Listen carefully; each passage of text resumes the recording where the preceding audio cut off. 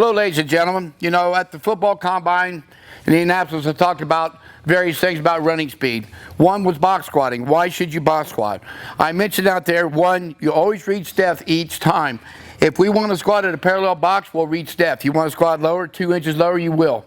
Also a box you can squat wider and lower. Why is that important? One, it builds great flexibility and mobility for people. Box squats break up the eccentric concentric chain. That's very important. When you run, actually, when legs off the ground, that's what you're actually doing, breaking up the eccentric concentric chain. It builds explosive power from a relaxed position. That's what running is as well, explosive power from being relaxed.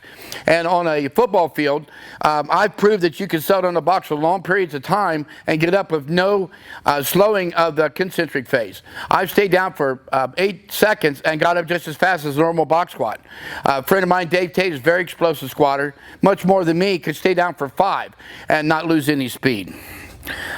Two of the greatest methods for developing strength is explosive static overcome by dynamic and relaxed overcome by dynamic. Box squats give you both. It makes you less sore than regular squatting, and I think that's a valid point because football and other sports, and that's what this tape is about, athletics, it makes you sore enough without getting sore from the training. A box squat is a collision, not a perfect collision like two pool balls, but when the ball stops, the second ball hits and moves forward at the same rate of speed as the second ball. Part of the kinetic energy when you box squat is transferred into that box, so it makes it harder to box squat. You use less weight, can actually squat more. Approximately 15% of the kinetic energy is transferred into the box. We know that, so you use less weight to get a larger squat. And finally, box squatting is a leg curl. I'm going to have Phil get in and demonstrate proper squat technique. You notice, first of all, he sets the feet correctly. He'll stand up, his chest will be pushed up. He pushes his thighs apart, and all right. Now he sets way back, releases the hip, and flexes up. As he'll do a few, you'll notice his shins are passed straight up and down. Box squatting is a leg curl. This is a hamstring exercise. Relax, flex. Relax, flex. Thank you, Phil.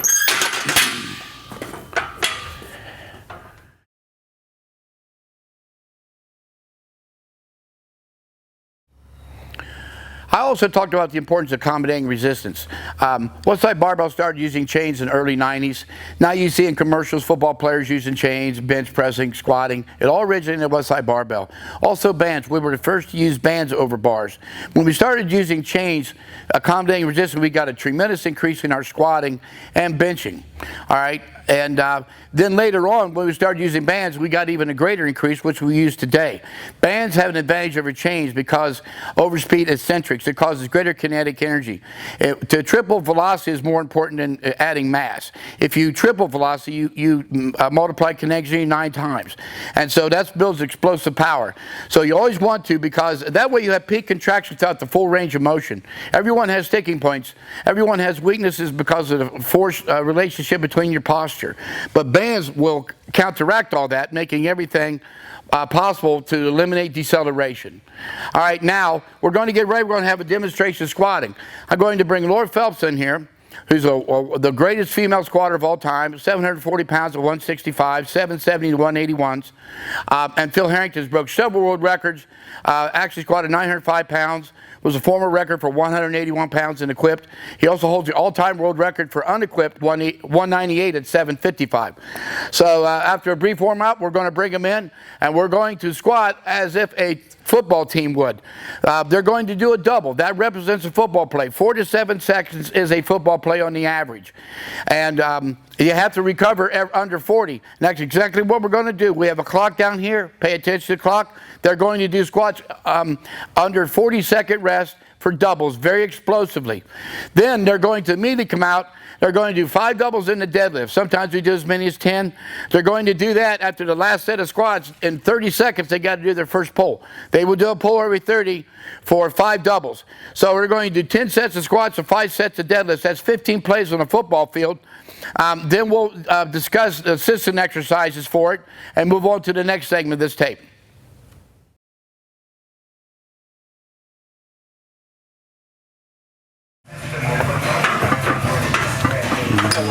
Easy. Chest up, straight pickup.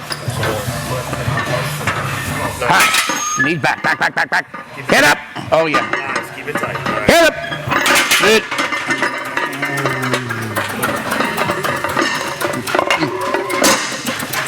Go, Phil.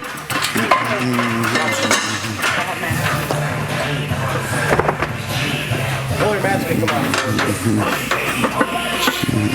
Let's go. Back speed. Come on, Phil. Back it out. Back, back, back. Gosh. Oh, yeah. Head up.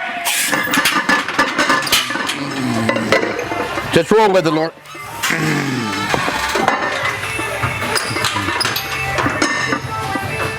Real tight. Back it out. Knees out. Head up. Knees out, knees out, knees out. Head up. Good.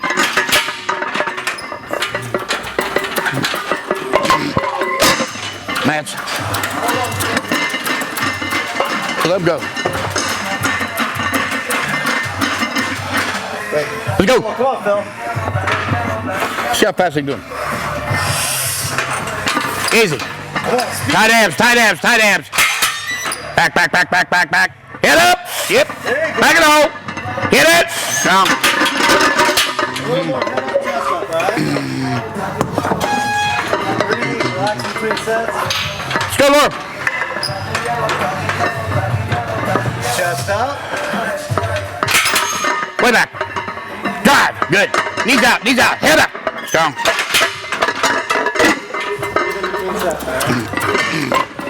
Is that 4? Is that 4 for you?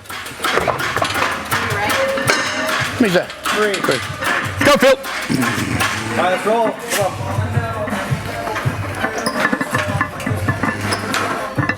Easy. Speed, just like the last one, Phil. Come on.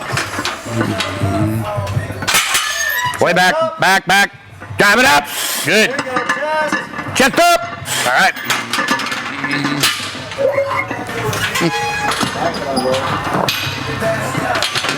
Number 4. Come on. Easy.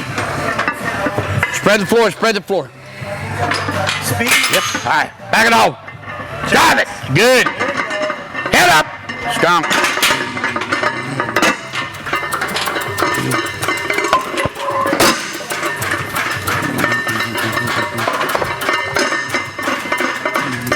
Chest up, Phil. Here you, Phil.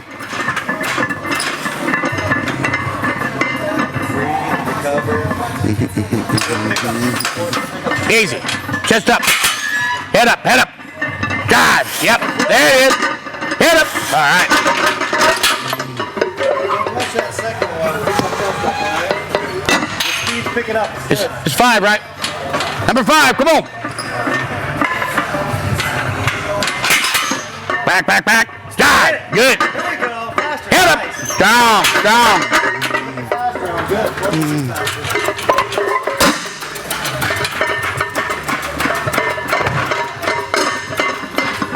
Come on, Phil. Right here's halfway.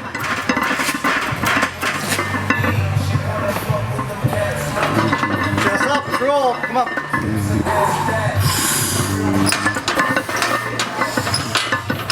Yep. Back, back, back, back. Hit it up. Tight abs, tight abs, tight abs. Head. God. Strong.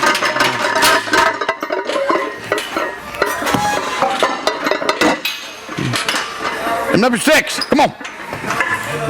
Come on. Good pickup. Chest up. Straight pickup. Back it out. Back it out. Drive it up. Yep. Head up. Strong, strong, strong. Chest up, but in the second one. Don't let your chest relax on that second round. It's 6, right? Number 6, Phil. Come on.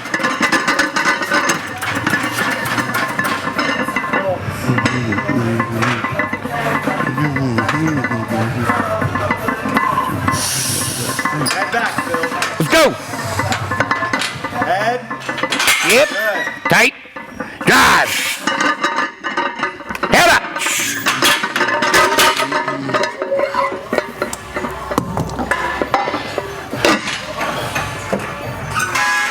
Go, Laura. 7. Good pickup. Don't drop the chest in the second one. Lot of air. Yep. Back, back. Drive it up. Chest. Good. Chest. Head up. All right.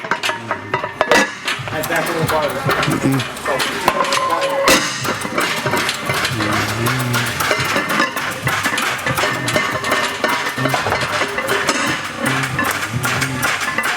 Go, Phil.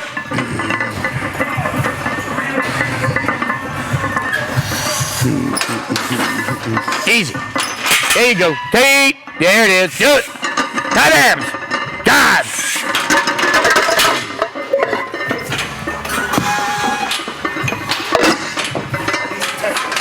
Number 8. Come on. Good pickup straight. Yep. Back, back, back. Chest up. God. Good. Chest up. Chest Hit up, it. chest. Good. Good flexion.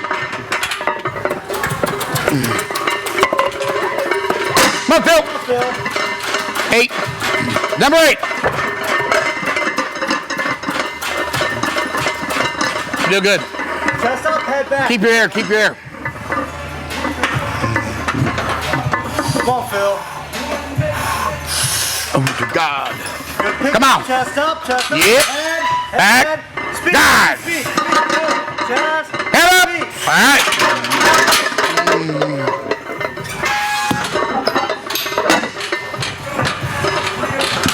Pick it up. Pick it up. Pick it up. Number 9. Straight pickup. Chest up on the second step. All right. Head back. God. Head Hit back. it. Good.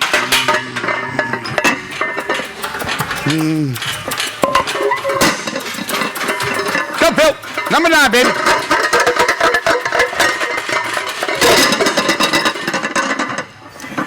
Number 9. Smoke City. Come on. Chest up. Easy. Chest up on pickup. Chest up. There you go. Back. Back. Speed. God. Oh, yeah. Chest, chest, chest, chest, Hit it. chest, chest. Strong.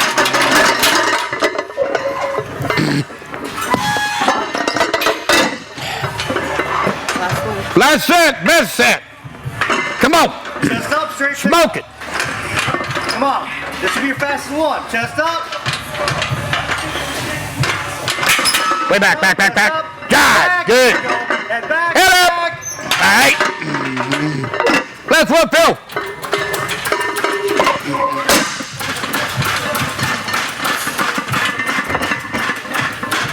There you go. One more. It's the last one. Come on, Phil. Come on, Phil. Lord, put your quarters on. Pickup, all right? Come on, hit it. Let's go. Chest up, chest up. There you go. Head, speed. Got up. Chest up. Chest up, speed. Hit up. Chest. Good. All right.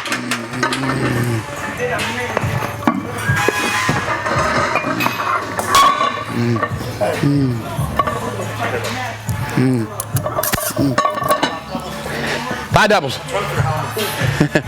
Don't worry about it. Come on. Drive out. Yep.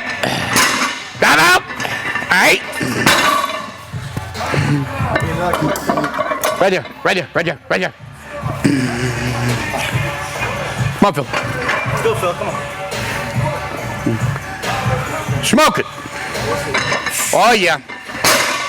Oh, good. Number 2. Speed. Good form. Chest up. Pull. Yep. Yep. Pull it. Yep.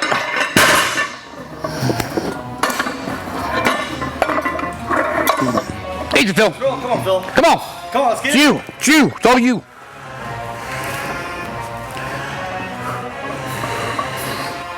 Yep. Smoke City. Come on, Laura. Number 3. Drive your feet out. Drive your feet out. Chest up. God. Oh, yeah. Dive out. Strong.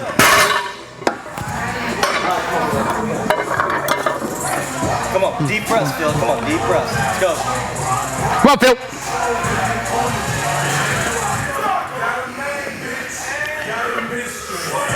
Yep. Pull back, pull back, pull back, pull back. Good. Number 4. Drive out. Shoulders back. Yep. Shoulders back. Yep.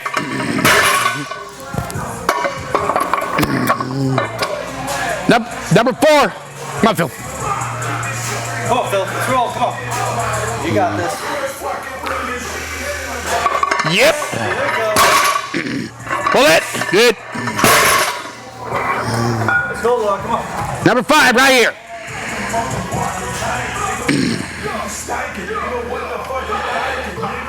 Chest. Boom. Hip. Yep. Good.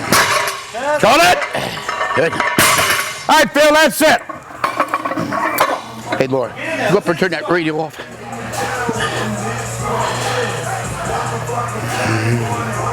Let's roll. Come on, Phil. Perfect. All right. Nice job, man. Let roll. All right, ladies and gentlemen, what you just saw, you saw 10 fast sets of squats. Laura used 330 pounds of bar weight and 140 pounds of band for accommodating resistance. Phil used 420 pounds of bar weight and 140 pounds of resistance for 10 doubles. Then they came over and they used the sumo deadlift style.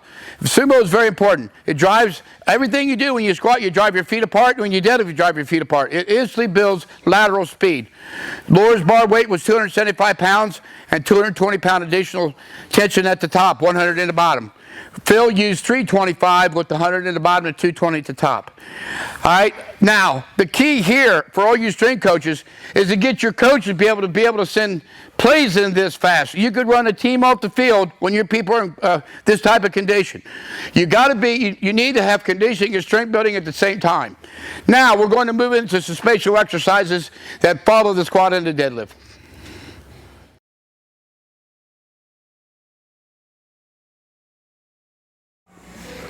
All right, coaches, now we're going to demonstrate the 4 most commonly used exercises. We always use reverse hypers. Why?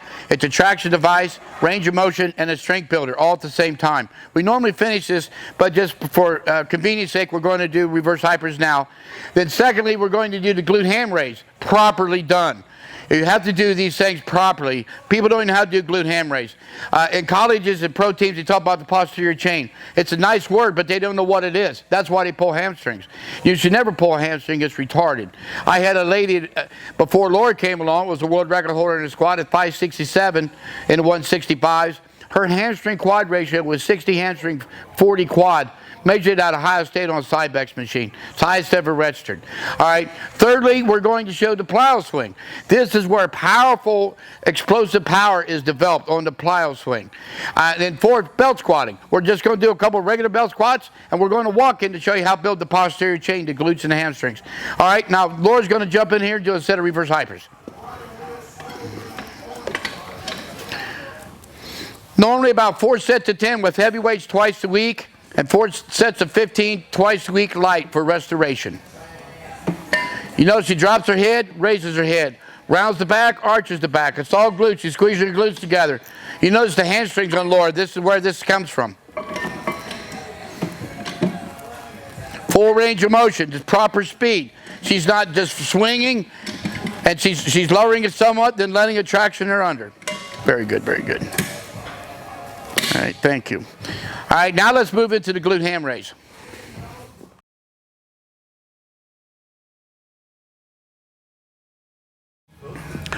Now we're going to demonstrate glute ham raises. This exercise used to be done on a pommel horse in the old Soviet Union. In the 70s, that's actually how I did theirs, or mine in my gym, with a wall ladder and a pommel horse. But then Dr. Yessis went over there with Bud Chikonikin and brought back the idea and actually made a glute ham developer, as they call it. And so Phil's going to demonstrate this exercise. It was basically used for weightlifters and sprinters. Valery Borzov did a lot of these when he was winning gold medals in the Olympics. All right, Phil's going to demonstrate 4 or 5 reps for you.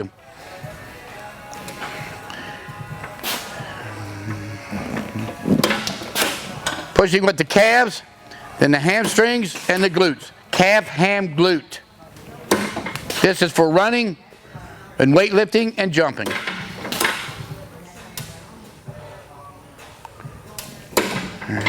Thank you, Phil.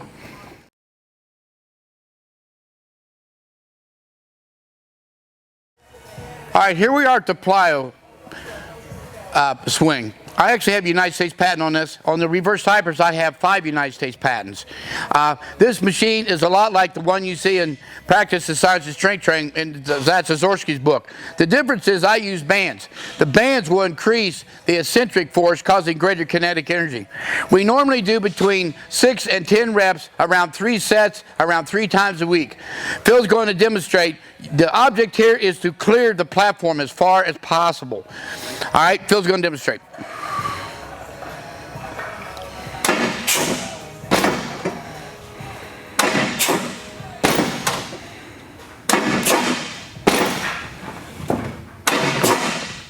Two more. Good speed here. Come on. 1. All right. You notice the object again is to clear the platform as far as possible. You can add bands or weight. The more bands you use, the faster the eccentric phase will be. But sometimes you can just use weight. It's also an excellent leg press machine if you like to for a leg developer. Thank you. Now we're going to move into the next exercise we do a lot of, belt squatting at Westside.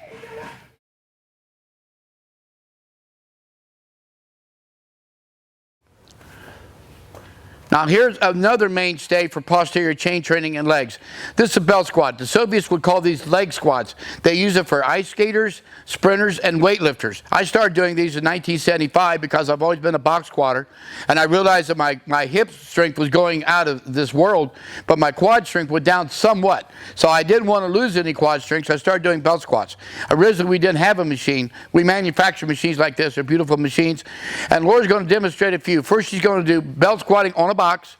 Then I'm going to have her do the skater's pose, where it's a static pose where ice skaters would hold in a position. That's why they would call it the static or the skater's pose.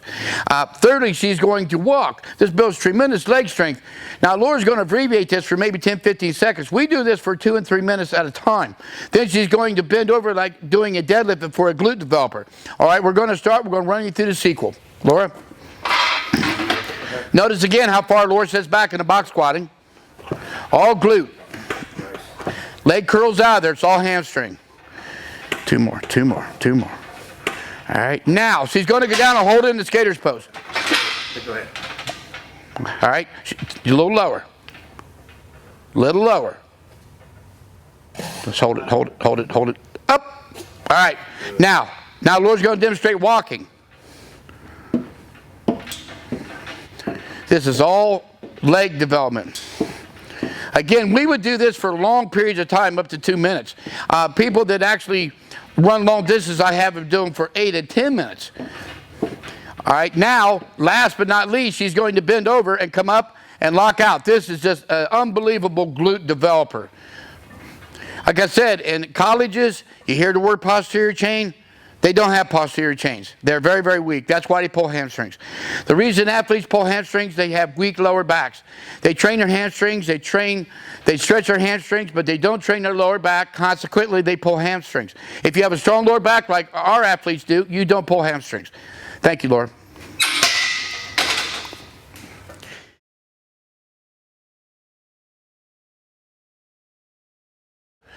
All right, now Phil's going to demonstrate some hanging leg raises with 10-pound ankle weights. 10 pounds on each leg. He'll demonstrate this. This is very good for abdominal strength, hip development, and stretching out the lower back. All right, so Phil's going to jump up and do a set of 10 for you, and you'll take a look and see how these are performed.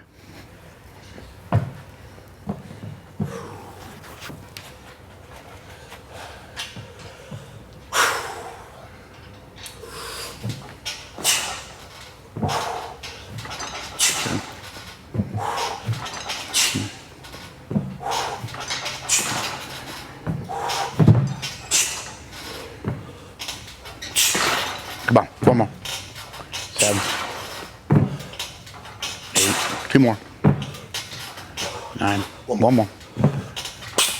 10, good.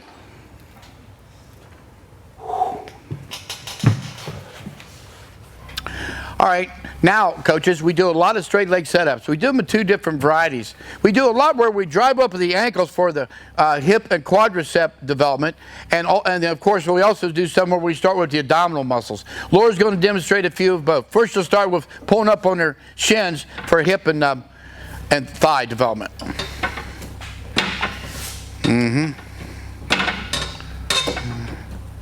All right, now she's just going to do them in a regular fashion for the abdominals. You start with the abdominals and start the opposite direction. You notice you don't hear the machine. She's not driving her shins up now. All right, thank you. All right. Now, we demonstrated some of the most common exercises. We do hundreds of exercises. I have many, many training tapes to demonstrate all the exercises done at Westside. But for right now, this is all we're going to show you. This is a good start for athletes. We're going to move into the next segment of the tape.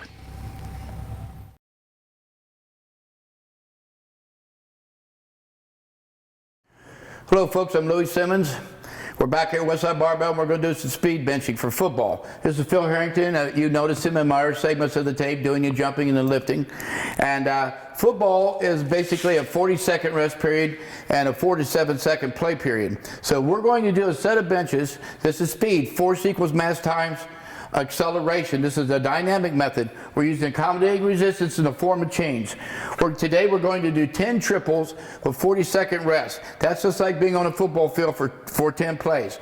Afterwards, we're going to demonstrate some assistant exercises. So Phil's going to lay down now, and we're going to start these benches. And you'll notice how explosive they are. He slightly changes grips every time, but it's acceleration. This is the key. Short rest. You cannot go in the gym and do a set of bench every 2 minutes. That's not football. Only for TV timeouts.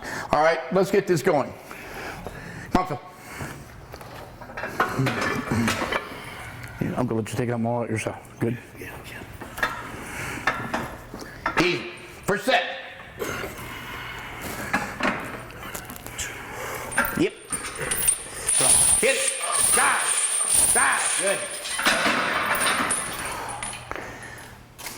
Notice how explosive these are. It's important. This is perfect for pass blocking and so forth.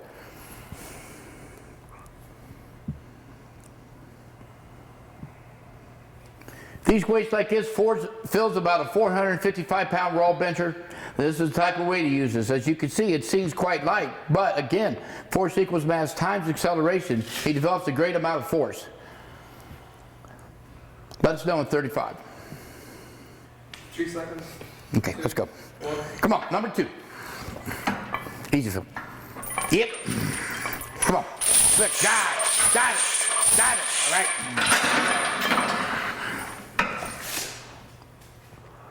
Now you notice there's a fast eccentric phase. Lowering barbells fast causes greater kinetic energy for greater stretch reflex. Never lower barbells slow. All lowering slow in the eccentric phase does is makes muscle soreness and causes muscle breakdown. So who needs that on a football field? Football is rough enough for players. How are we doing on time? 10 seconds. All right. Anytime you want, Phil. You'll run a team right off the field when you train like this. Come on. Easy.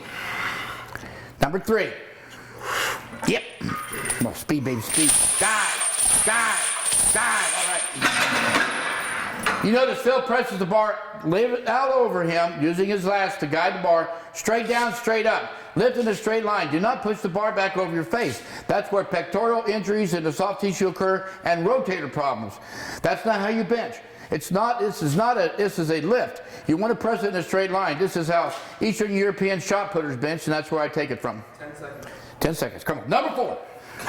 Very close. Easy, baby. Come on. Easy. Yep. Guys, that's it. Strong. Come on. Hit it. All right. You'll also notice I do not hand the bar to Phil. Phil must learn to take the bar out on his own. That activates the lats. You see the back on the guy. And you must learn how to bench. Bench pressing is nothing but a pullover, then a press. Years ago, there was no bench presses with supports. You had to pull a bar over onto a flat bench and press it. 10 seconds. All right, number 5.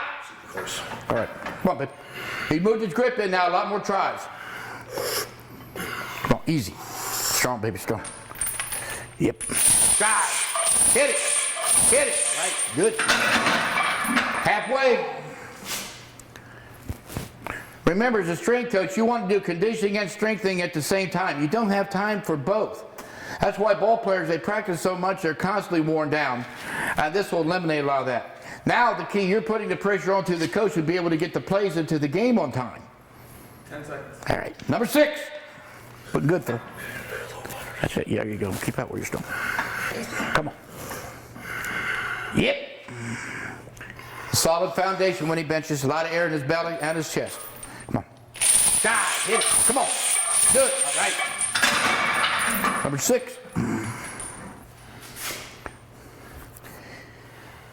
This builds dynamic endurance for his arms. As endurance, there's all types. You have general strength endurance. You have endurance and isometric contractions, where like wrestlers and quasi-isometrics. You also have endurance of dynamic motions, like boxers have to have fast hands and fast feet, for instance. All right, let's go for number 7. Easy. Come on. Yep. Got it. Hit it. Come on. Got it. Right. 7 down, 3 to go. This is not time consuming as you see. This is very fast workout. It saves all the time in the world to practice football and to go and watch game films and so forth. Your testosterone will drop drastically in 45 minutes, so you have to get the major part of your workouts done very, very fast. Ready? All right, let's go. Number 8.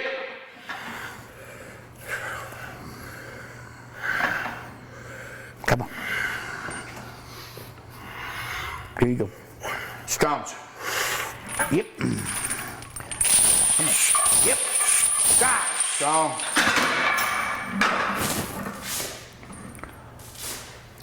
See, the speed is not slowing down in fatigue state. That's what ball is. It's common sense, but fights are won in the last round, and games are won in the last quarter. So you must be able to maintain quickness and explosive power late in the game, and that's exactly what this will develop. Number 9. That's too close. Yep, start where you want. Come on. Number 9. Easy, baby. Come on. Speed, speed, speed, speed. Just, yes, die. Hit it. Hit it.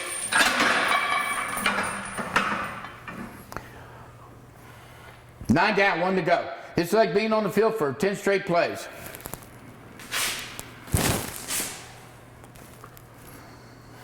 Last one, best one. That's right. Phil said last one, the best one. It'll be the fastest one. This is how fast you move barbells today, folks. How fast. Let's go. Last one. Make a move, Phil. He pulls in close. Easy. Yep. Come on. Die. Hit it. Die. All right. All right, Phil. Thanks.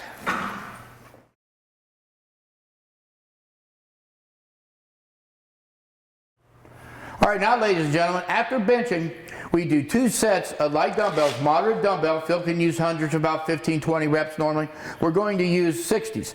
He's going to do 2 sets of 12. What this does, it builds in a factor that keeps you from overtraining one single muscle group. Europe never had a single 700-pound bencher until my friend Sakari came over, spent time with me. I told him go back and try this. Now they have 900-pound benchers. And so Phil's going to lay back, do 2 explosive sets with 60-pound dumbbells. Come on. 1, 2, 3, 4, 5, 6, 7, 8, 9, 10, 11, 12. All right. Now, you notice he was going to take another second here, and we'll do another set. After this, we're going to lead into triceps. I'm just going to show one variety of a tricep extension, and then we're going to do some inverted flies and a set of rows. In my bench book, you'll see several workouts for benching. All right, second set. 1, come on. 1, 2, 3, 4, 5, 6, 7, 8, 9, 10, 11, 12. All right.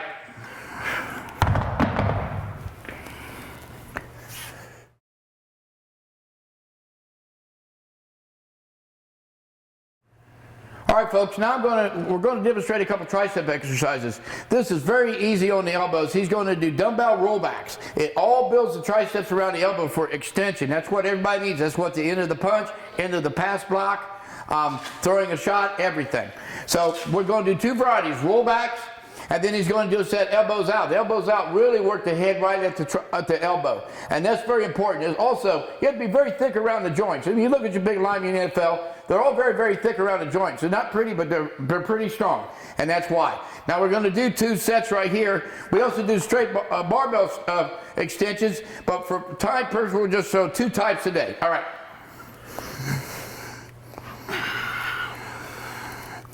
One, 2, 3, 4, 5, 6, 7, 8. Okay. Now we're going to take 1 second and we're going to do elbows out. Now when you do rollbacks, I like about 6 sets of 8. Something like that, around 50, 60 reps per workout, either style. Barbell is the same thing, but you use 5 reps and a heavier weight. Roll them down in your throat if it's possible. That's the most effective tricep exercise. Now elbows out. 1, 2, 3, 4, 5, 6, 7, 8. All right. Now you notice the 2 styles. Now next, Phil's going to do 1 set of inverted flies. We'll normally do 3 or 4 of these. Strong rear and side delts will keep front delts from being injured. I notice lots and lots of ball players have no rear delts, rear or side delts. And everybody works the front delts too much. That causes too many injuries. 1 set of about 8 reps inverted fly. And then we're going to move into the last exercise, which I like, is barbell rows. So anyhow, let's take a second here and Phil will demonstrate the inverted fly.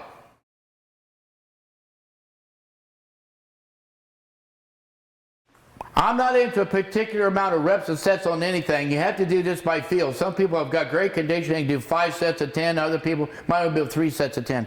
Phil's going to do just 1 set of 8 just to show you the form. Again, this is for rear and side delts. All right, Phil.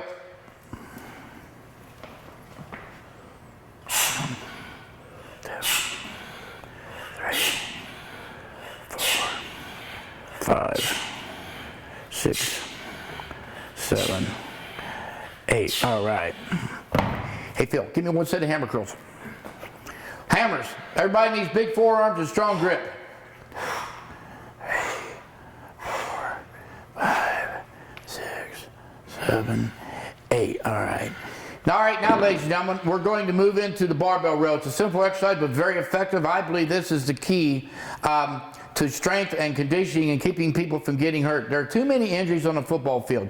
If you take 11 weak children and put them on a football field and 11 strong children, the 11 weak children is going to get hurt. So for God's sake, let's get these ball players strong. They're being drafted and also recruited on genetics. You got to quit looking for genetics and start building some athletes. There's no reason you got a 4-year period to do this, just like an Olympic cycle.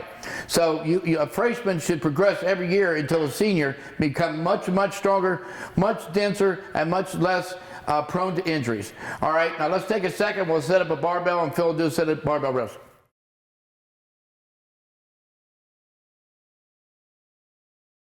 All right, now, ladies and gentlemen, we're going to finish up with some barbell rows. This is very effective. You notice you use dumbbell rows, kettlebell rows.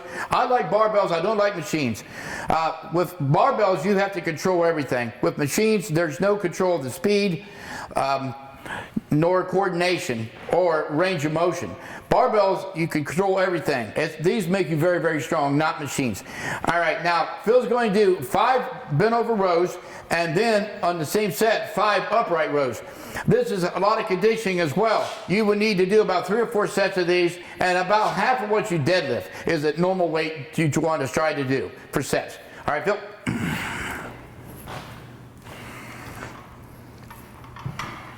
Very powerful.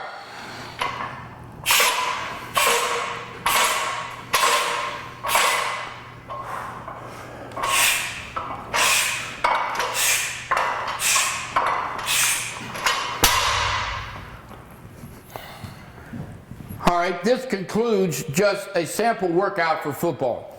I actually suggest that you do buy some of our tapes or buy some of our bench press and squat and deadlift manuals. It goes into depth. We have the greatest squatters and benchers and deadlifters of all time as a group. No one can compare to this gym. It's the strongest gym. We have people weigh 316-pound power lifters that jump on 50-inch boxes. So that's something for your football players to try out. And 61-inch box. In one of my demos, we show a guy jumping on 61. He weighs 225. All right. Thank you very much. Remember, this is football, strength, and conditioning all built into one. This is not very time consuming. It's very effective, and it will prevent injuries. Thank you very much, folks.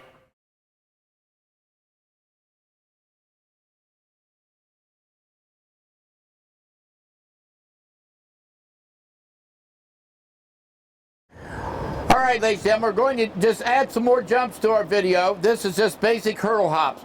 We do them in many varieties with no resistance like Phil's going to first demonstrate. Then we use a sandbag, and then later on we use ankle weights, we use kettlebells, we use barbells on our back. So Phil's going to demonstrate right now. He's going to come through. This builds super explosive power.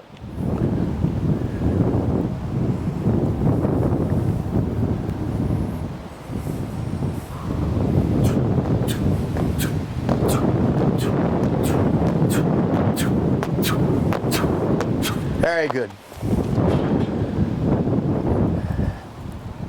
All right, next we'll demonstrate Phil doing it with a sandbag on the shoulders. Phil's using a bag that many people refer to as a Bulgarian bag. It's basically just a sandbag looping over the shoulders. But like I said, it originated over in Europe, and it's great for track and field exercises. All right, Phil.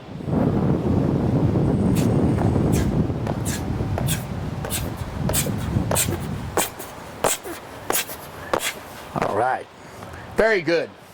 Again, remember, besides no weight on the shoulders, we use ankle weights from 5 to 20s. We use kettlebells of any weight, up to maybe 70-pound kettlebells for our strongest people. And also you can even do it with a barbell, but the sandbag's a lot easier on the spine. All right, let's move into the next series of jumps.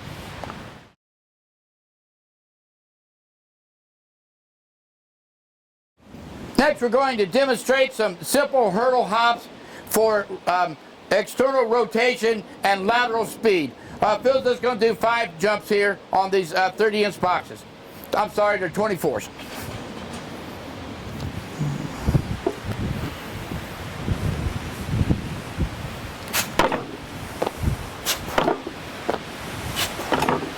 Good. 4. 5. All right.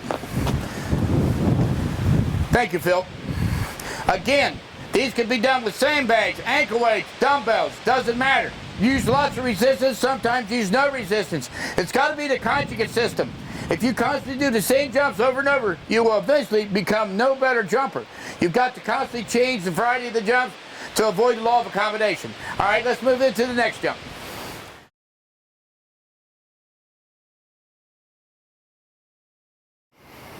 All right, now, ladies and gentlemen, this is just a basic plyometric drill. We're going to jump from a 12, virtually working our way up to a 42. Phil jumps on close to a 60-inch box, so this should be easy for him. And this is just a common drill you see. Builds a lot of explosive power. When he touches, he's going to be explosive jumping onto the second box. Again, varieties of ankle weights, weight vests, sandbags, kettlebells, all types of varieties of jumping can be used. All right, Phil.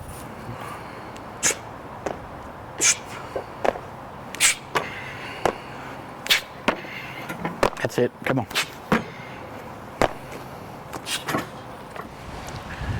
Now we're going to use the process in reverse. We're going to jump from the highest box precedingly to the lower box and then a vertical jump. A lot of this is for long jumping purposes and vertical.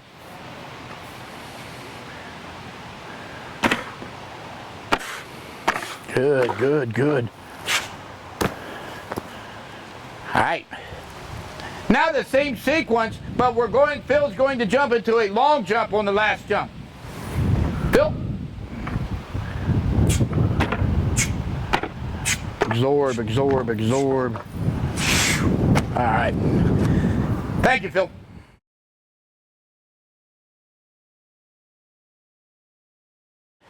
All right, folks, we're going to demonstrate 2 jumps. First, the drop jump. He's going to land and stick it. This is the proper form that you use for this exercise. He's going to stop and stick the jump.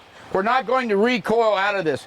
The optimization phase has everything to do with how deep you land. If you land deeper and you jump out, of course, the optimization phase is going to be slower.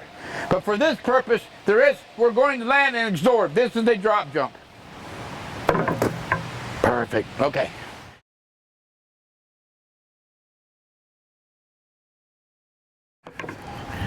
Now the second jump is going to be a depth jump. We're going to land and recoil out. You know, folks, you should never drop off boxes higher than you can jump back onto. At least a vertical jump. If you're jumping off a 45-inch box, you need close to that vertical. Not many people can do that. Too many coaches in high school do too many plyometrics. I suggest basically jumping up or starting out on a 12-inch box. Top athletes overseas would use 1.1 meters. You're talking about 45 inches tops. Of course, there's great athletes that do more, but they're great athletes and most of you are not. So let's start with basics. This is a 36-inch. Phil normally uses a 42, but he's a 905-pound squatter, 181 pounds. Holds a raw world record at 198 at 755 pounds. So this man has extremely strong legs. All right, now he's going to drop and touch and depth jump, and he's going to jump out into a vertical. That's good. Jump, jump.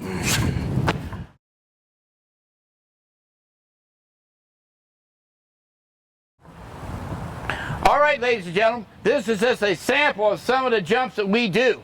And later on, there will be another tape that I'm bringing out that has extensive jumping.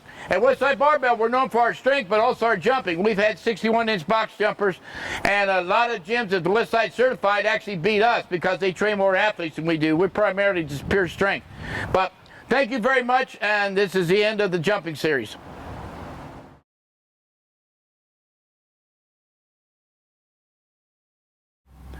All right, coaches, we're going to do a series of jumps. You know, explosive power training was developed over in Europe in the old Soviet Union. They would do jumping, bounding, and plyometrics. Nowhere did you see them do Olympic lifting. Here in America, for some reason, everybody thinks Olympic lifting will make you explosive. It will not. It's done explosively because of submaximal weights. As you saw, the squatting and deadlifting is done submaximally, and it's just as explosive, except using more weight. The procedure for kneeling jumps is what we're going to show. First, Phil's going to just clean and press the barbell. What this does, it conditions all the muscles for jumping. All right, Phil's going to do about 10 simple reps here.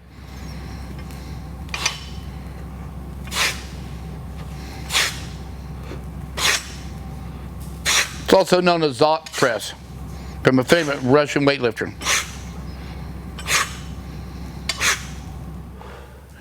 Now the first style, we're just going to do some jumps off the knees. You notice Phil's going to jump off his knees, flex, and land onto his feet. We have athletes here that have done this with 275 pounds on their back that weigh 265 pounds. That's explosive power. Phil normally trains at 225 pounds and does sets. But just for the convenience of the training video, we're just going to do jumps like this. This is the first jump you would do. All right, Phil, thank you.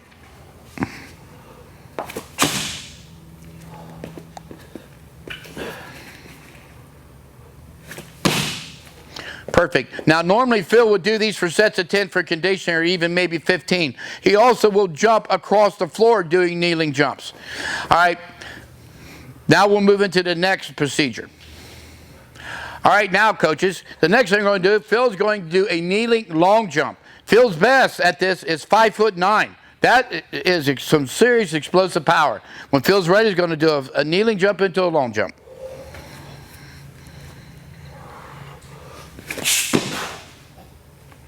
Thank you. All right, well, after you've mastered jumping from your knees onto your feet, we start adding barbells like I mentioned. Phil's best is he does 225 pounds for sets, and we have people use 275 pounds for a single. Phil's 5'7". He normally trains on about a 52-inch jump, box jump for jumps. Our record in the gym is 60 inches with a 240-pound guy. Now he's going to demonstrate the squat with or kneeling squat with the bar on his back.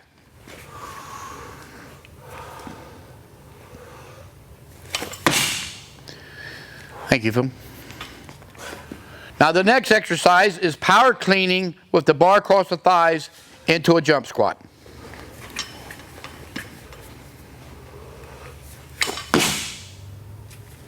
Thank you. All right, now, coaches, next thing is the next sequence will be the power snatch. Phil's going to jump into his power snatch off his knees. All right. Good job.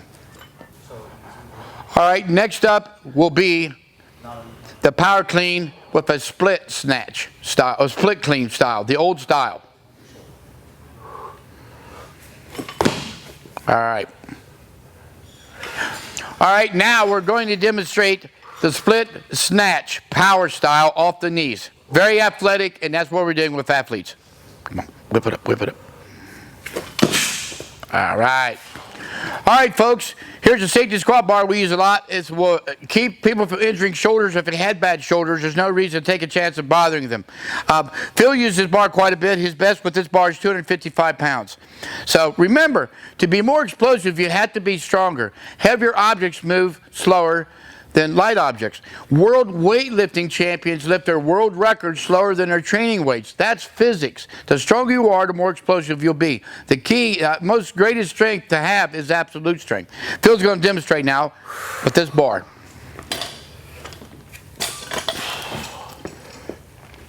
Just relax.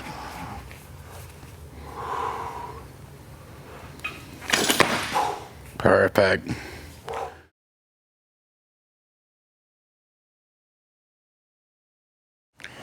Now, we just demonstrated a perfect sequence of kneeling jumps with and without weight.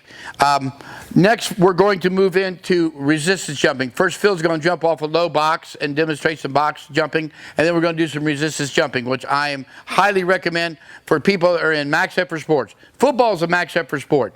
Weightlifting, powerlifting is max effort sports. Rugby is a max effort sport. Everything done on the field is max effort. I don't see anyone being lazy. Even baseball is a max effort sport.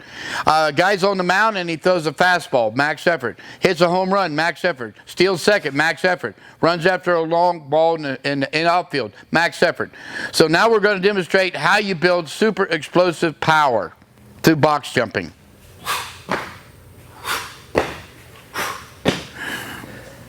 All right, now we're going to do the favorite box squats we use at Westside. We set on a box just like box squatting. He's going to rock back and jump on the second box. Phil's going to do 2 jumps, one close stance and one wide stance. I brought Pete Champion in, I've mentioned this before, in the seminar at the Combine. He played 5 years for the Raiders. In his 5th year, he came to Westside on the weekend, got his longest long jump of his career by sitting on a bench and doing long jumps. We took the bench away, and he set the longest long jump of his career. He actually wrote a thesis about the very same subject. Now, Phil's going to demonstrate from one box to another. It's box squat jumping.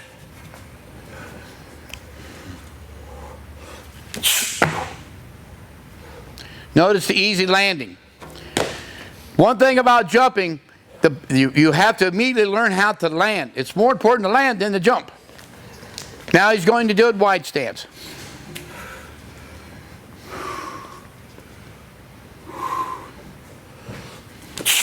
Perfect. Lands like a ninja. This is how you land.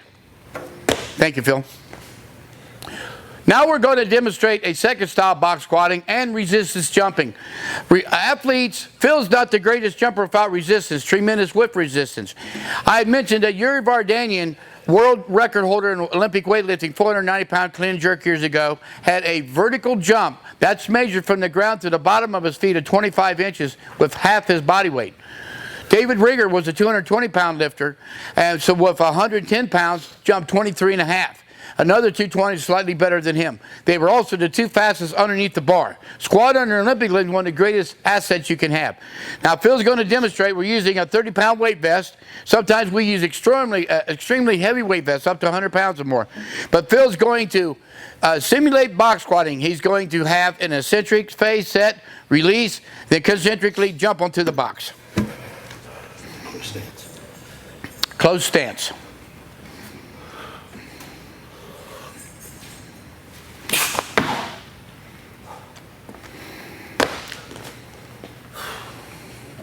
Want to do one? Yep. Now he's going to do one wide. Notice the procedure. We do have an eccentric phase for the stretch reflex on this. Perfect. There are many variations. You can put your hands in your pocket. You put your hands behind your back with no arm swing. You can use arm swing. Always change the variations. You need records all the time to break. Every time you come in the gym, you should do this in 3-week ways, constantly changing the box height and the resistance. Every 4th week, try a record with no weight. If you jump higher, if you do the squatting like I had mentioned, speed squatting, speed pulling, pushing prowlers or pulling sleds, and you jump higher, you run faster. I don't have to test anyone. If they jump higher, they immediately run faster.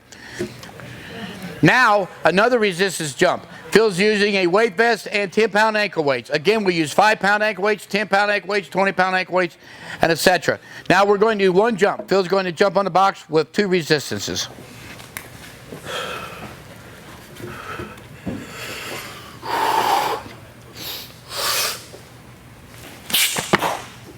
Thank you.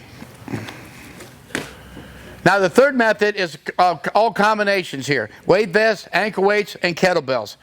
One of my powerlifters, John Stafford, had an 832 deadlift in the 275s. John was 6 foot tall. He would jump on a 36 or 70-pound dumbbells for sets of 5s.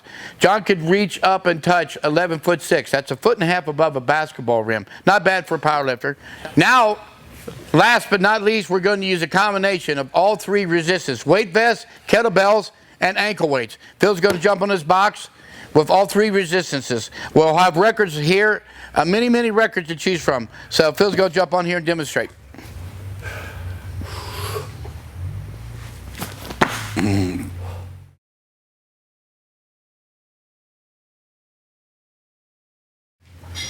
All right, you've witnessed a lot of different type of jumps. Try to break records with different amounts of resistance on all the jumps.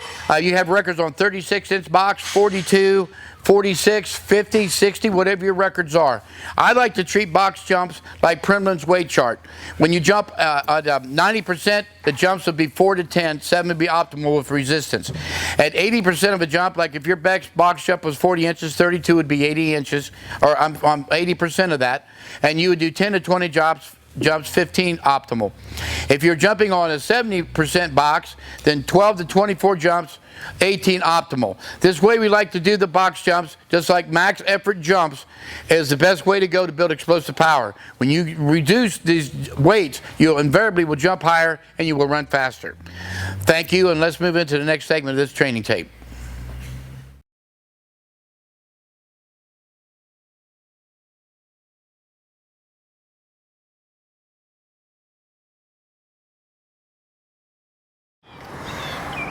This series is called GPP Part 1. First, we're going to start off with a lot of power walking with sleds. The power walking with sleds is the greatest thing I've ever done for absolute strength in squatting and deadlifting or jumping or improving running speed.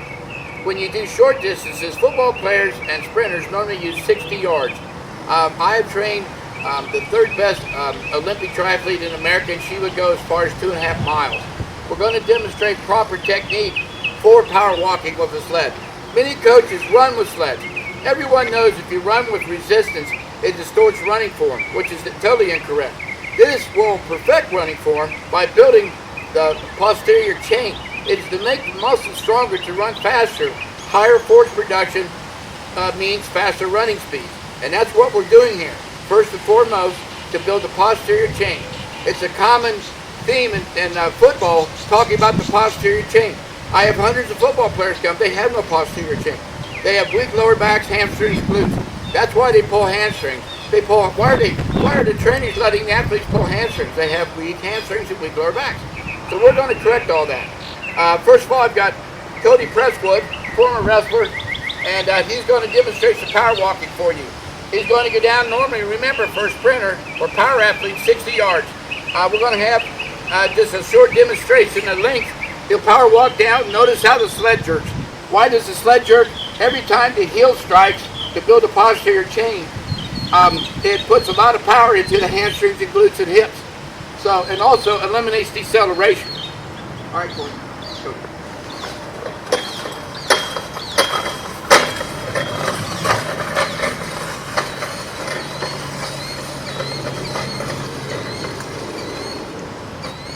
Long stride. Try to get the longest stride as possible. Keep the foot low to the ground.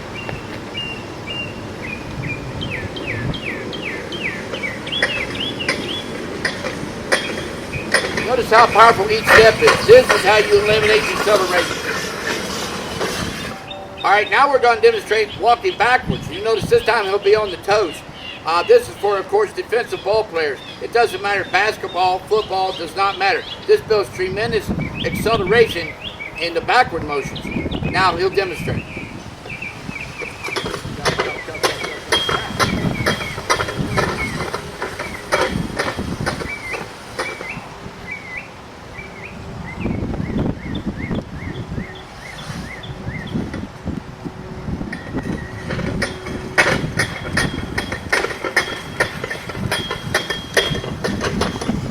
Very good, Cody. Now, everyone in sports needs lateral speed. The key to sports is the first step. So either left or right. A lot of people, you even watch players like LeBron James, he never goes to the right side of the court very often. He's best going to the left. Keep LeBron to the right. You maybe can control him and cut his scoring output. But the key is you need to be same speed on either direction, right or left. If you're a baseball player stealing second base and so forth, this will build tremendous acceleration. He'll demonstrate now walking sideways. And notice again the powerful thrust on each step. Force production.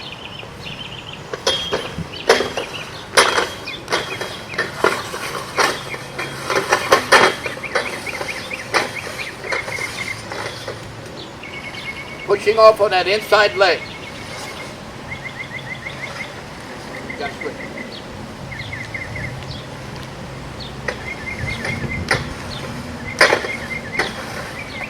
Now you notice right away he's got a little bit of a deficit going this direction. This absolutely proves my point, and it wasn't designed that way, but you see he's much more powerful going to his right than he actually is going to his left. Everyone has a bilateral deficit, and this can correct such a problem. Now Cody, being a wrestler, uses drills like this for ankle picks and takedowns. Notice, always put your sport into mind when you do sled work. Whatever your sport is, try to duplicate the actions. That is GPP, but closely related to SPP. So he will now demonstrate some powerful takedown moves with the sled. And the weight is optional. Larger men use more weight. This is even easy for him. So if you want to work on dynamic explosive power and endurance, use lighter weight. If you want to work on static endurance, use heavier weights where you're grinding to come to me.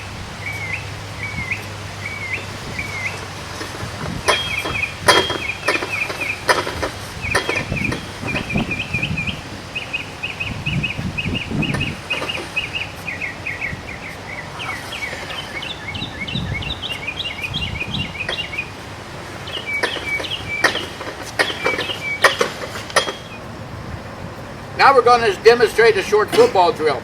People talk about isometrics and advantages and disadvantages.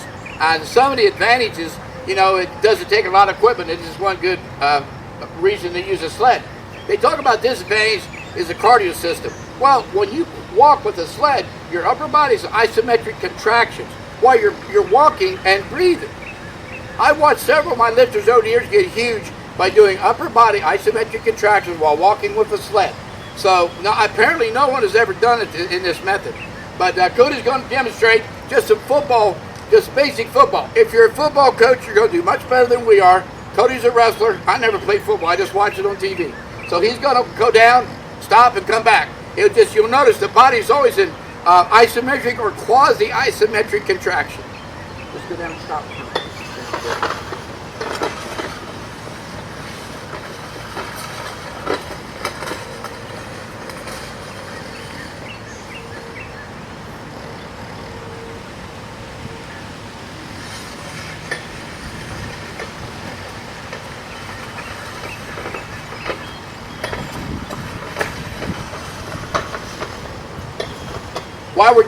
While we're doing isometric contractions, quasi-isometric, now Cody's going to demonstrate pummeling. He's going to pummel all the way down with the straps. I've had gentlemen here on the World Greco team do this, and they loved it. So he'll demonstrate this motion. Remember, now for wrestling.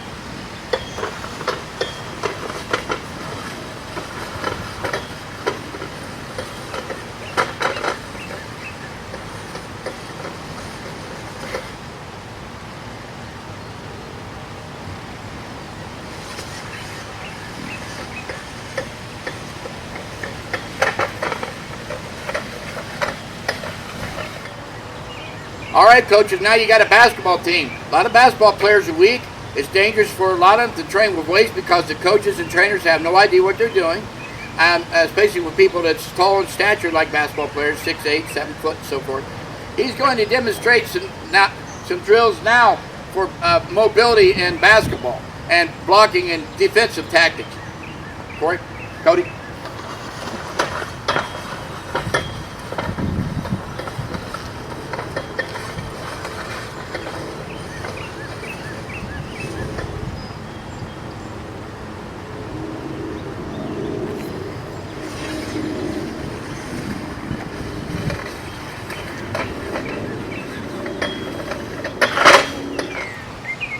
There's so many hamstring injuries in sports, it's retarded.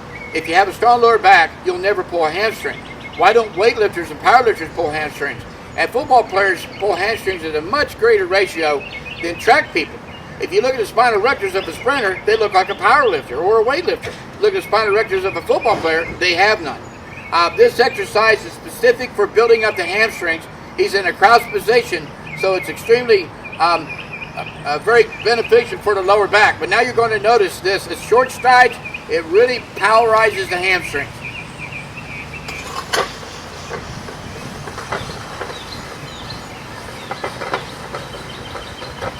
The hands must be kept at knee level or lower.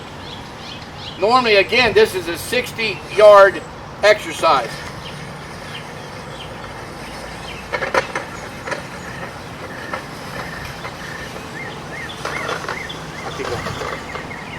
Now while we're in exercises, we're going to just demonstrate simple ones, such as the curl. A sled with a strap is a multi-purpose device. I don't want my athletes sitting on a lap machine. I don't want my wrestlers laying on a bench. I want my wrestlers conditioning and getting stronger at the same time. I don't have time to condition and then time to make a person strong. They could be both done the same thing. After all, they're not lifting heavy apparatuses. They're lifting body weights. Most sports are basically, that's what they are. Gymnastics and so forth is a relative strength sport, not a multi-body weight time strength sport. Now we're going to demonstrate curls, and we're going to demonstrate them in two fashions. First, we're going to demonstrate everything very slow with constant tension. He's going to start out with the curls.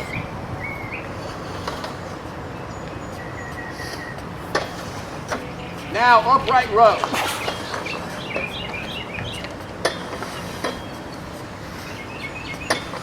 Now, low external extension, very low. Back to curl.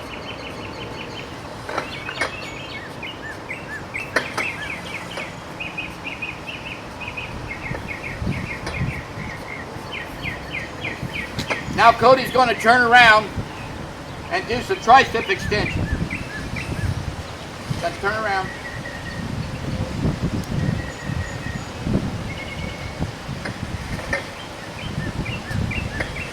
Overhead pressing.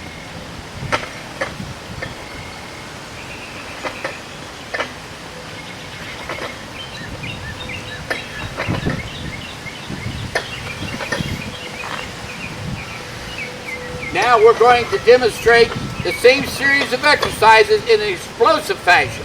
Explosive curls.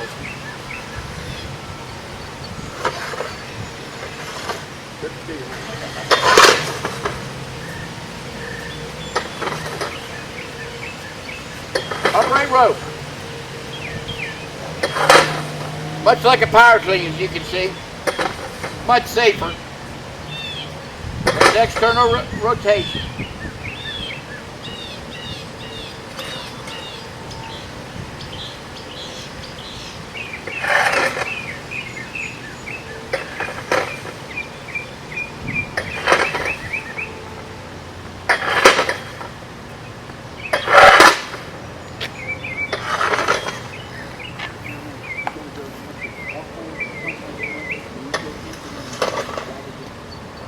Now we're going to demonstrate some punching motions like for football or actually in combat sports.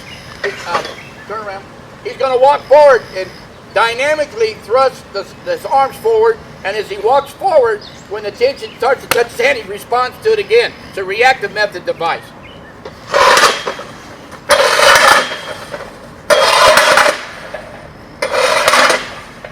perfect for football, grappling, many sports.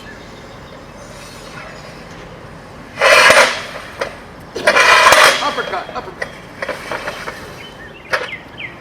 Again, condition for grappling is always a serious thing. Cody being a grappler will tell you exactly how much condition you have to be.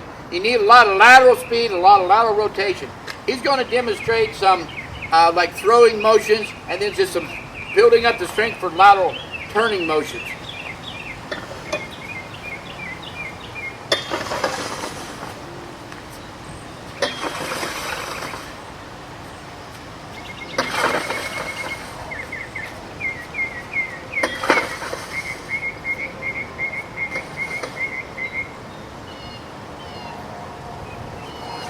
Now short, compact lateral motion.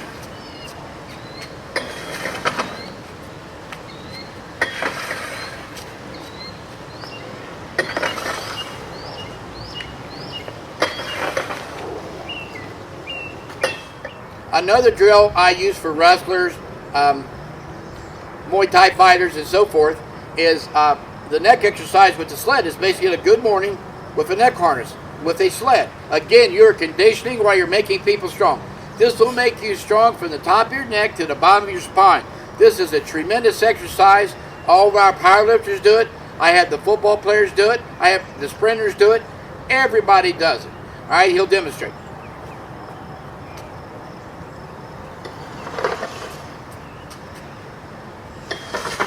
Notice the twisting. Some is straight, some is twisting to the right, some twisting to the left.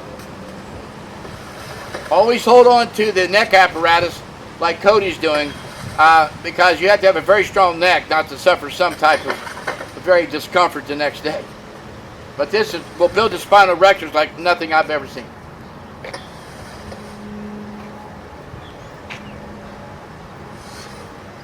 You're going to be in awkward positions when you're in sports. If you think you're going to keep your back in a safe position in sports, do not get in sports. Just go to poker.com and play it safe.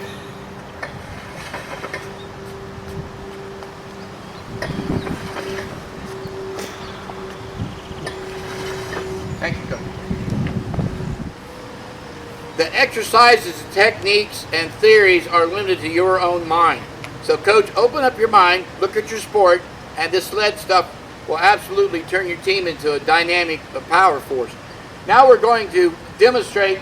A lot of times while pulling sleds, we use ankle weights, 5, 10s, and 20s, inning clubs, up to 3s, up to 12s, weight vests from 25 pounds to 150 pounds.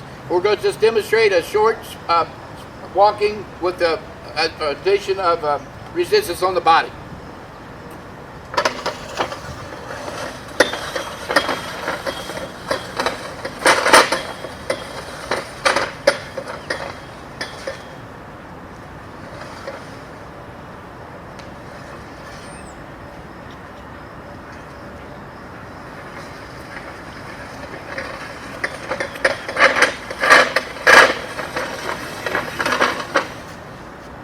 This style of conditioning should be done more often than football itself. I'm not a football coach. I only watch it on television, but I've never seen a sport that's practiced more hours and played for so few minutes with the amount of errors that are demonstrated in a ball game. The ratio is absolutely terrible. Why? Accommodation. After you do something over and over, you'll actually get worse at it. You won't get better at it. So when you do exercises like GPP, this will make a stronger athlete. You don't run out of oxygen on a football field normally. You shouldn't. You should be in condition.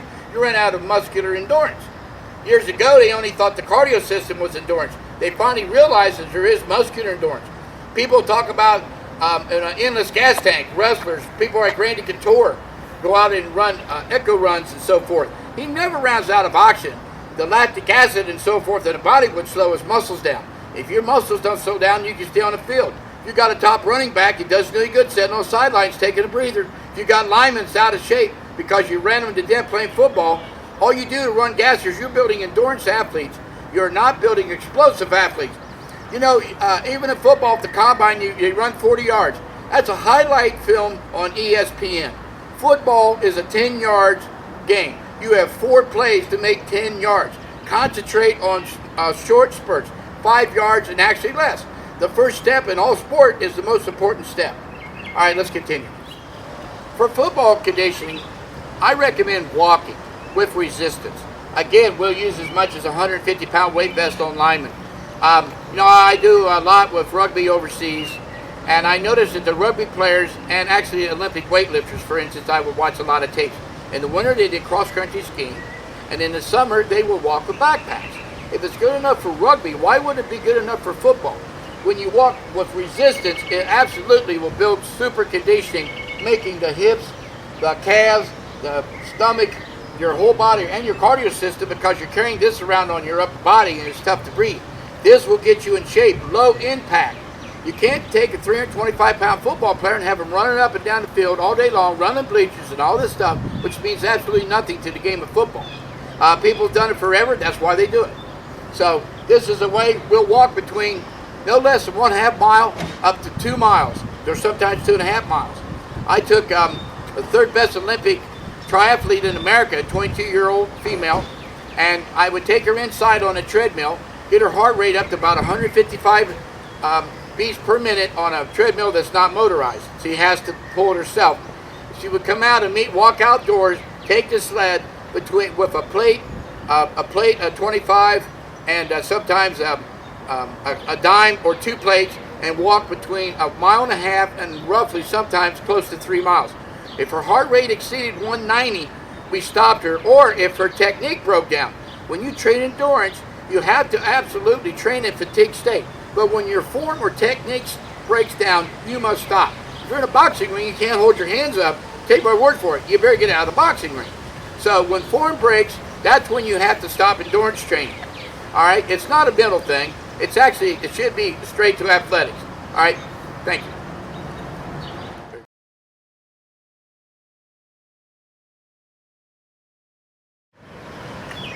In other parts of the training system that we have, I discussed the prowler and sled pulling. If your athletes need conditioning, push a prowler. I demonstrated, so forth in one of the tapes where they would push a prowler 10 seconds all out from 10 pushes to 20 with 40-second rest. Of course, you tandem or use 3 people. We're going to push it down. The prowler is conditioning. The sled pulling is for power development and strength development. Again, this is more conditioning. The sled is more power and strength development. Now we're going to demonstrate one quick. He'll push down, flip the sled around, and Junior will push it back.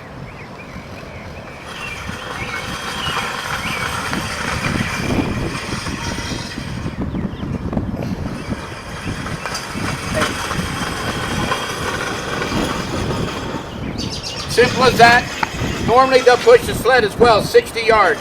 I got this in sprinters. I've worked with a couple Olympic gold medal sprinters, worked with the Big Ten indoor sprint champ. I worked with high school sprinters. I mentioned before how we took a 400-meter girl, 16 years old, went from 61 seconds to 56.83 in 4 months. And it was all due to the weight training that I discussed in the other parts of the system and conditioning here. And also later on we'll demonstrate how to use the post system with a sled. I'm going to use her as my examples. Very, very powerful little girl, 115 pounds.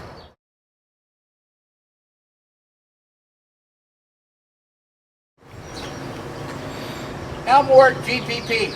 I like battling ropes and I also like battling chains. I gave up on this rope because for me, I do it for prehab and rehab. I use this rope for an hour and 15 minutes in my sleep. I don't have an hour and 15 minutes. I went to a larger rope and I was doing it for 50-minute sessions. I don't have 50 minutes. So I basically go to the chain. I normally do 2 15-minute chains. It built my grip up tremendously. It's very therapeutic for the shoulders. And I'm going to show, basically start out, then Cody's going to take over for more athletic performance. I do mine very slow and methodical for rehab and prehab, and he will do it for sports.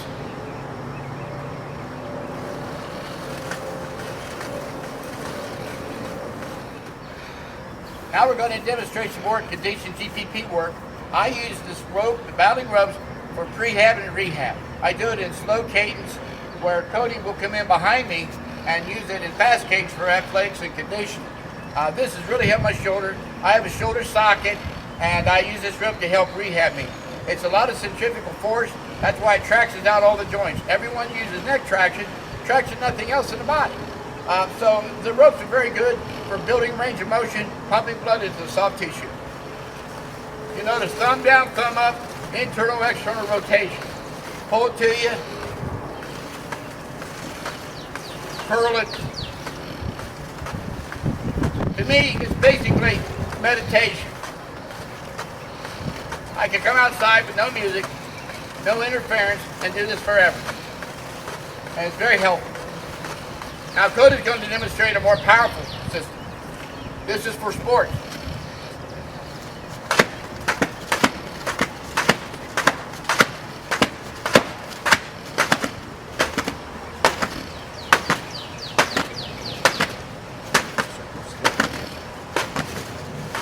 Now it's much more violent, larger circles.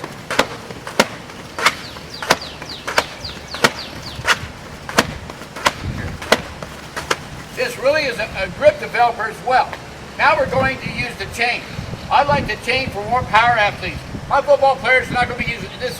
This should be for women's athletes. This, I'm going to go to chain. We use a 1/2-inch chain, same exercise.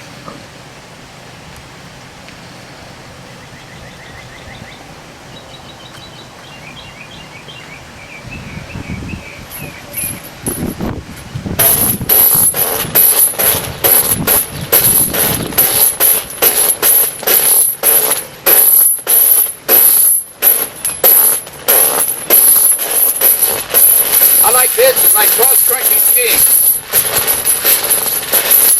A lot of times we use ankle weights and weight vests. But this chain, I'm 63 years old. I normally use this chain for 10-15-minute sessions.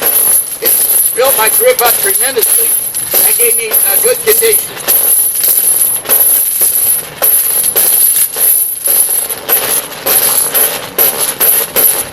This is about the speed I will use.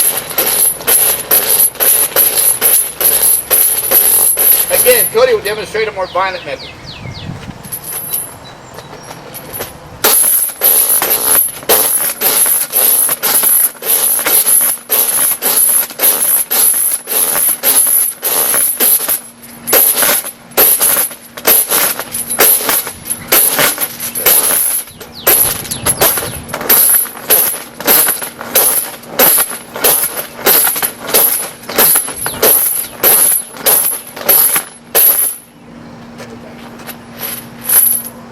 You see, this is a lot of rotation of shoulders. Very, very good for rehab and prehab.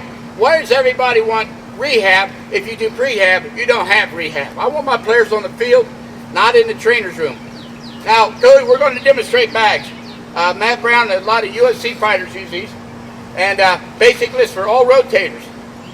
As he stops the swing, all the soft tissue have to stop it. Massive contraction of soft tissue. You can also swing these over your head like Indian clubs.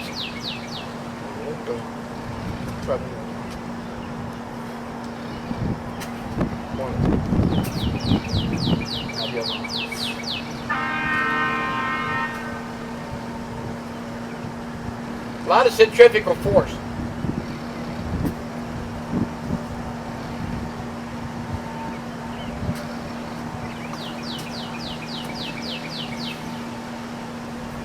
Now he'll turn his arms, the guy's elbows on the side, and he'll swing it. You get a lot of side gout exercise here. Really builds up the supraspinatus. That's where most shoulder injuries start. You get a tight supraspinatus, everything else starts to tighten up.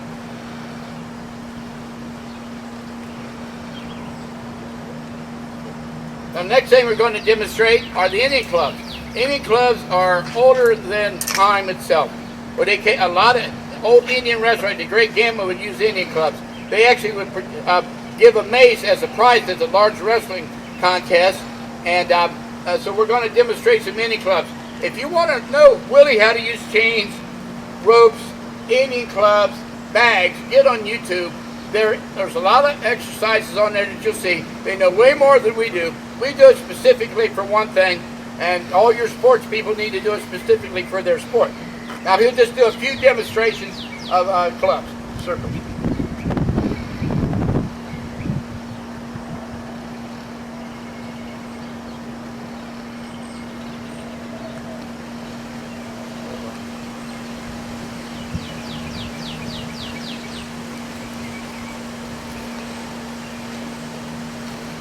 body.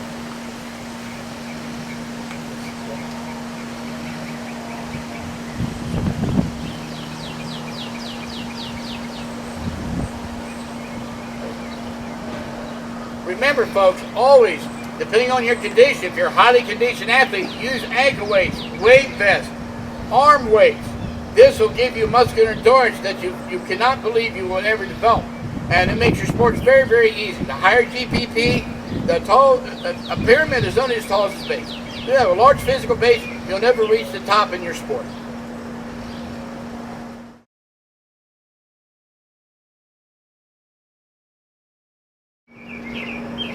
All right, this is the conclusion of part 1 of GPP. I want to thank Cody Preston for demonstrating, and the second part I think will be very, very interesting.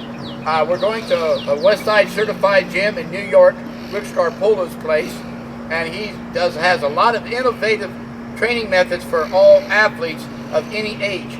This stuff works for any age. People say the conjugate system cannot be used only for advanced athletes. I start Kenny Patterson 14, open world record holder in powerlifting at 20. I started Dave Hoff at late 15, at 23 years old. He's the open world record holder for the total in powerlifting. It doesn't matter. I start young sprinters. I started 10-year-old rushers. We've never had an injury. People get injured because they're weak. If you put 11 weak football players on the field and 11 strong football players on the field, the 11 weak football players on that field are going to get hurt. It's as simple as that. All right, so if you're interested, look forward to part 2 of the GPP tape. Thank you very much.